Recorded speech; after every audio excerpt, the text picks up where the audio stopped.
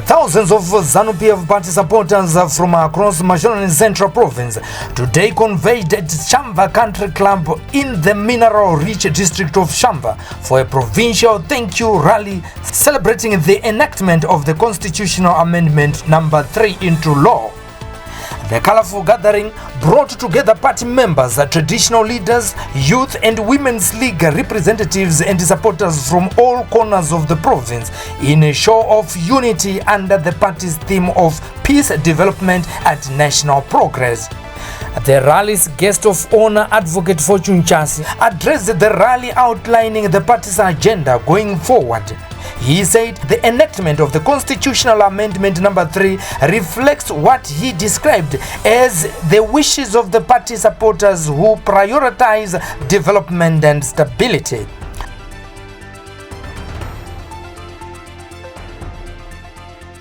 Tatuni wa guest of honor, mwana kwedu, mwana musha in Central, bari mkanya. Nakoptiwa nakapinda makana mkanyo. Msangano wetu wa nasi hausukumbungana nje bali msangano wokucherechedza unoratidza kubatana kwatakaita, kuzvibata kwatinoita senhengo dzemusangano, kushanda kwatinoita musangano, nekuvimba nekuri kuendwa nenyika yedu kumberi. Ndatumwa pano kuti ndizokutendai mose nebasa ramakaita, zvamakataura nemuromo yenyu, zvamakanyora kuti tisvike pazuva ranhasi ratane Constitutional Amendment yechitatu. Kufamba kwamaita nebasa iri, kusapota kwamaita nekuvimba nebasa raiitwa ndokwakaita kuti tisvike patiri nhasi. Ndakamirira utungamiri hweZANU-PF tichitungamirirwa naHis Excellency the President Comrade E.D. Mnangagwa. Ndoda kutenda zvikuru nhengo dzedu dzese dzemusangano vakapinda munyaya yekukurukura maererano neamendment yatiri kutaura nezvayo nhasi kuti tizosvika patiri.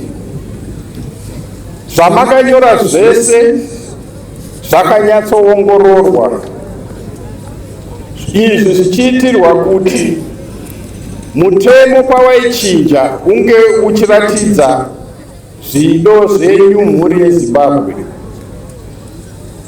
Tinokutendai mese, makapa nguva yenyu, zvaminazvo zviwanikwa zvenyu zvingangove mari nezvimwe, nekumwe kunetsekana kwamaita kuti musvike pakuti maonero yenyu nemiono yenyu inge ichizikanwa. Zvamakaita izvozvo zvakapfumisa basa rataita kuti tisvike patiri nhasi.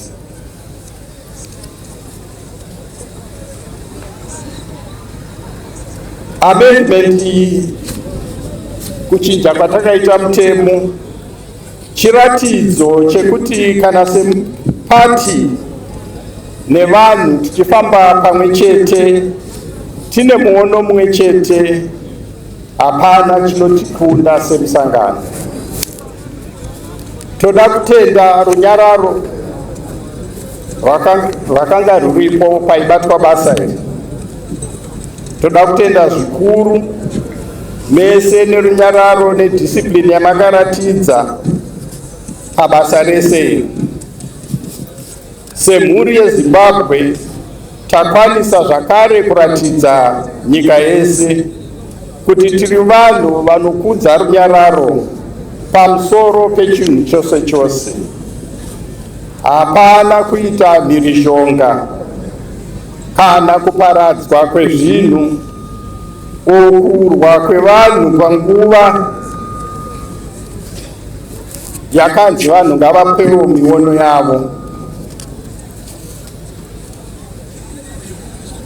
Discipline yakaratidzwa apa yakaita kuti mazwi evanhu vese veZimbabwe anzwike pasina anotyidzidzirwa. Urwu ndiro runyararo rwatibvumira kuti tive pano nhasi tichifarira basa rakaitwa. Toda kukurudzirai mose kuti murambe muchishanda nenzira yakadaro yerunyararo, tichifamba tichienderera mberi kuti tichiisa mutemo mutsva uyu weConstitutional Amendment number 3 kuti uchitanga kushanda. Comrades, mutemo nyowani uyu weConstitutional Amendment number 3 haufanirwi kuonekwa uri woga woga. Takasvika pauri shure kwekunge musangano weZANU-PF National People's Conference watakaita kuBulawayo nekwaMutare muna 2024 and 2025 pakataurwa nyaya yekuti basa ribatwe. Makonferensi aya ndiwo akavhura nzira yekuti tisvike patiri nhasi, tichivhura zvakare nzira yekuti tiite muono weZimbabwe tingave tichitarisa zvematongerwo enyika, magariro evanhu kana kuti zveikonomi yedu. Panguva yatakaita makonferensi aya, imi sevaridzi veZANU-PF makanga makatumira madelegates enyu. Madelegates enyu akatsanangura iwo kuti kuchinjwa kwemutemo uyu kwakakosha kuti mhuri yeZimbabwe ikwanise kuzvitonga nekuti kuzvitonga kwedu kugadzirike. Kuiswa kwemutemo uyu kunoratidza kuvimba nemaresolution akaitwa pamakonferensi iwayo. Saka iko zvino rave basa redu tose kuti tinge tichitsigira kushandiswa kwemutemo uyu. Pamusoro pezvo, mabasa nemaprograms akaitwa tisati taita amendment iyi anoratidza iwo kuti musangano weZANU-PF negovernment yese, hurumende yese yakaramba ichitungamirwa neconstitution nezvido zvevanhu. Constitutional Amendment number 3 yakabva muvanhu, ndevanhu, zvakare yakaratidza zvinotevera: kuzvitonga nekuteedzera constitution kwakakurira kuvhundutsirwa, kunyeperwa nekusaziva mutemo. Mhuri yeZimbabwe yakaratidza kuti iyo iri kuda zvinhu zvakarongeka, kutongwa zviri pamutemo, kutongwa zvakanaka, izvi zvichisiyana nemhongamupopoto. Vanhu veZimbabwe varatidza kuti vari kuda kutongwa neconstitution iri iyo musimboti youpenyu hwedu. Mhuri yeZimbabwe yaratidza kutsigira kubudirira kwevanhu nekunge mukubudirira imomo mhomho yeZimbabwe ichinge iri mukati mebasa rinenge richiitwa ichitungamira mabasa iwona. Saka pane mubvunzo wekuti zvatinowana kubva muConstitutional Amendment number 3 chii? ndo zvandakuda kuti ndipindure. Constitutional Amendment number 3 mutemo mukuru pamitemo yakawanda yakambogadzirwa munyika. Mutemo kuda kuti nyika yedu ifambe yakanangana nekubudirira kwemhuri yese yeZimbabwe, zvakare nekuti ikonomi yedu inge ichibudirira ichienda mberi. Chindibvumirayo kuti ndinge ndichitaura mabatsiriro achaita mutemo uyu kwatiri. Mutemo uyu unobvisa ruvengo nemagakava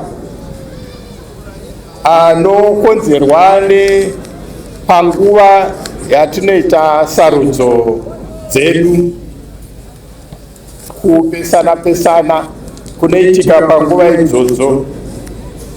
Amendment iyi iri kutarisa kuti ichagadzirisa izvi nekubvisa mikana yekupindira munyaya dzemaelections, ichigadzira zvakare runyararo runoita kuti vanhu vabatane. Advocate Fortune Chasi said the amendment provides an opportunity for government to focus more resources on infrastructure, health, education and other development programs, arguing that reducing the frequency of election cycle would ease financial pressure associated with conducting national elections. He told party supporters that resources which would otherwise be spent on repeated election processes could instead be channeled towards improving the lives of Zimbabweans through accelerated national development project. Mutemo uyu zvakare unobata kunyaya dzemari nemashandisirwo emari nehurumende. Zvakaonekwa izvo kuti patinoita basa remaelections, hurumende inoshandisa mari yakawanda zvikuru pakugadzirisa nyaya yemaelections. Cape 3 yakupa mukana kuhurumende kuti dzimwe mari dzanga dzichienda kumaelections dzichibva ikoko dziende kunoita basa rinobata vanhu, angave makiriniki, zvikave zvikoro nezvimwe zvakadaro. Sekutaura kwazvakaitwa paconference, hapana nyika yakabudirira nekupinda mumaelections chete chete. Vanhu vedu vagara nguva refu vachingoona kushushikana kunoitika panguva yemaelections. Zvakare izvi zvichikanganisa kubudirira kwenyika. Cape 3 inotaura zvikuru panyaya yeeconomic development, kubudirira kweikonomi yedu nekutonga zvakanaka. Amendment iyi haisi yakaitwa nechimbi-chimbi, but chinhu chakabuda shure kwenguva yekuongorora zvikuru, kubatana nekuronga upenyu hwedu hwekumberi. Inobatanidza zvatinoda semhuri yeZimbabwe kuti tive nenyika ine runyararo ende zvakare ine budiriro. Pakugadzirisa kwaitwa constitutional framework yedu, mitemo yedu yeconstitution, tagadzira nzvimbo yekuti vanoda kuuya vachizoinvesta muno vanowana makanaka, vanoda kugadzira mabasa zvinenge zvakaringana nekupfumisa vanhu.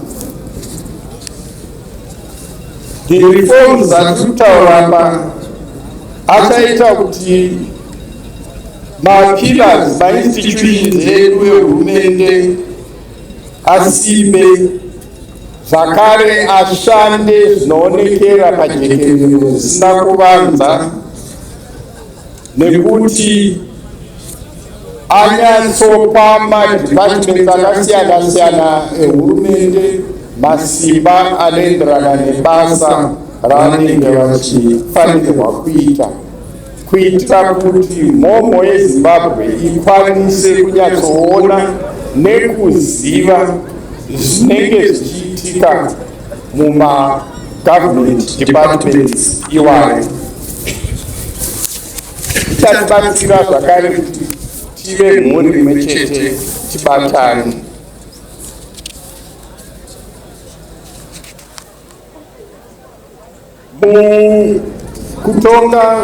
Mukuzvitonga nemurevolutionary movement yatiri isusu, kuona zvinhu nenzira dzakasiyana siyana chinhu chakakosha.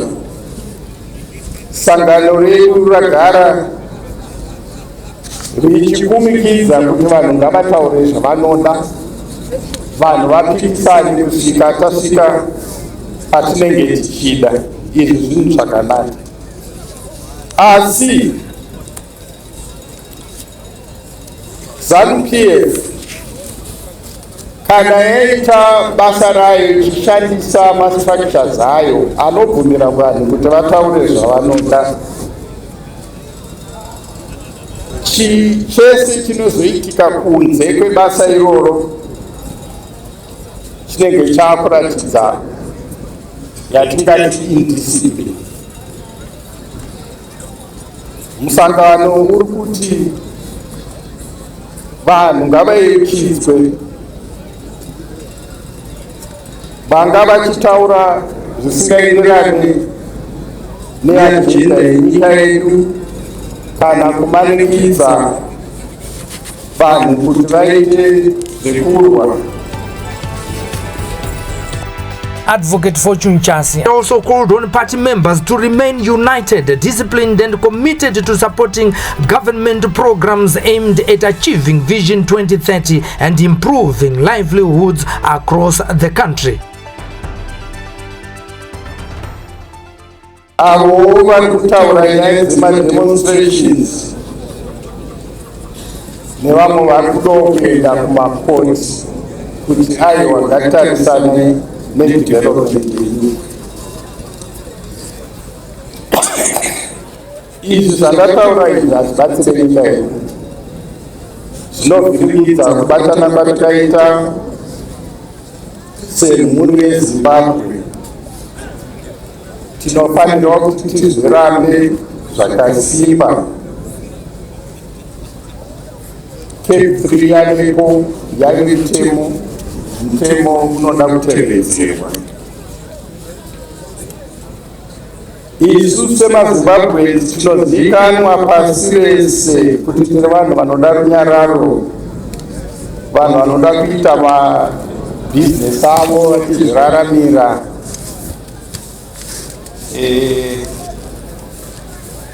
Nekuti izvi ndizvo zvaita kuti senyika tipfuure mumatambudziko akawandisisa anosanganisa ma-economic sanctions amunoziva mose, ma-droughts nemamwe ma-global crisis akaita sana COVID nezvimwe zvakadaro. Izvi ndizvo zvatinofanirwa kubata nemaoko akasimba kasingaperi kusvika narini. Ngatiisei masimba edu ose mukuvaka mabhizimusi, mukugadzira mabasa, mukugadzira zvinhu zvinyowani zvetekinoloji izvi, nekupindawo munyaya dzekubudirira kwenyika yedu yose. Tiri nyika yakakomborerwa nezviwanikwa zvakawanda, nevanhu vakangwara vane zvinhu zvakawanda zvavanoziva zvinozivikanwa pasi rese. Cape 3 ichatibatsira kuti tivhure mikana yekushandisa izvi murunyararo mukutonga kunooneka kuti zvinhu zvinenge zvichifamba sei. Ndinoda kuti ndikurudzire munhu wese kuti aiwa, ngatisashandisai chisimba pfongamupopoto kurwisana nezvimwe zvakadaro, asi tibatsire pakuenda mberi.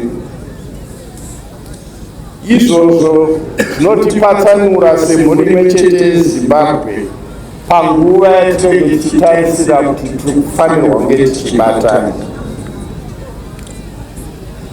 Nyatsofungai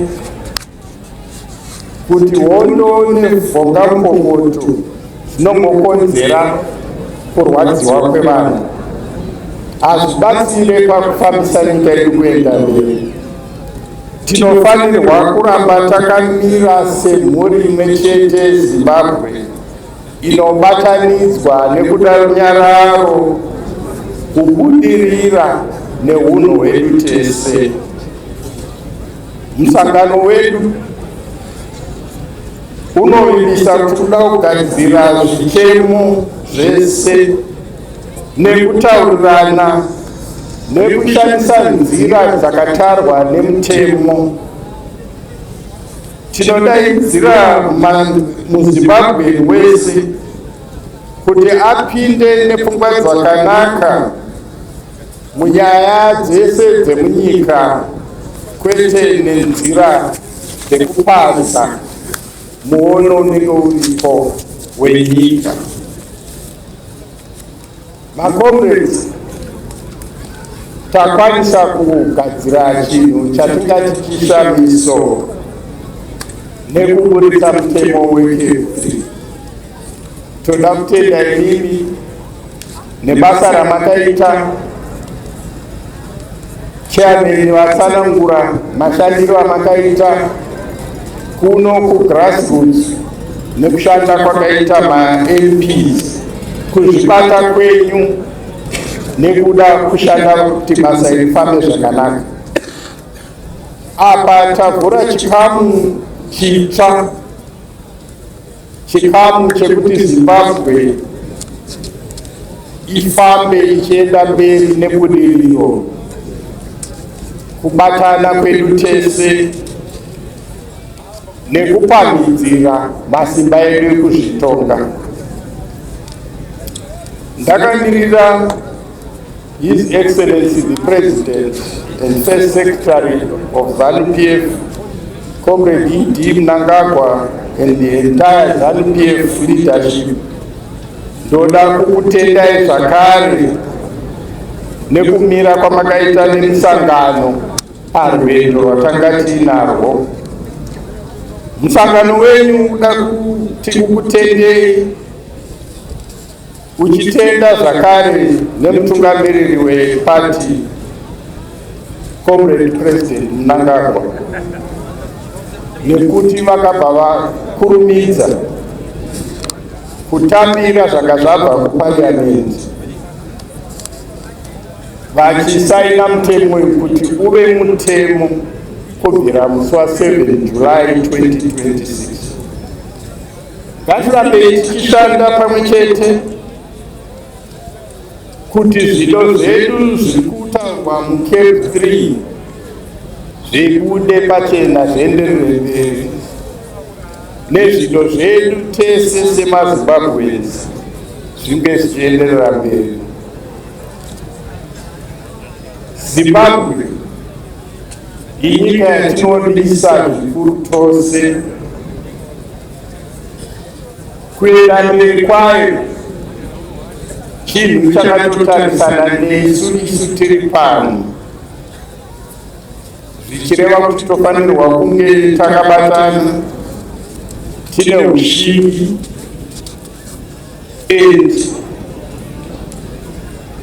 tiri vanhu vanoda kususukidza runyararo nekubudirira.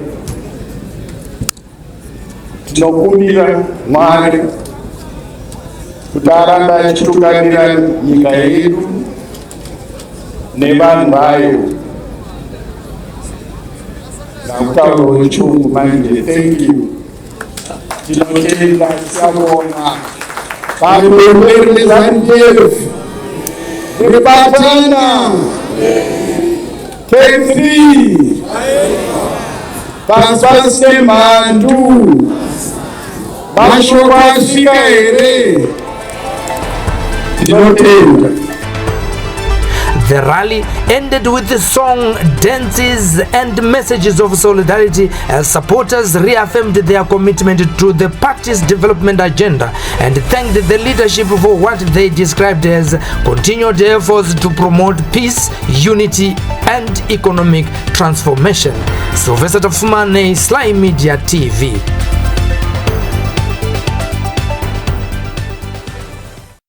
Looking for professional home care support for your loved ones? At Chiltern Arms Community Care, we provide compassionate care for the elderly, people with disabilities, and those needing mental health support.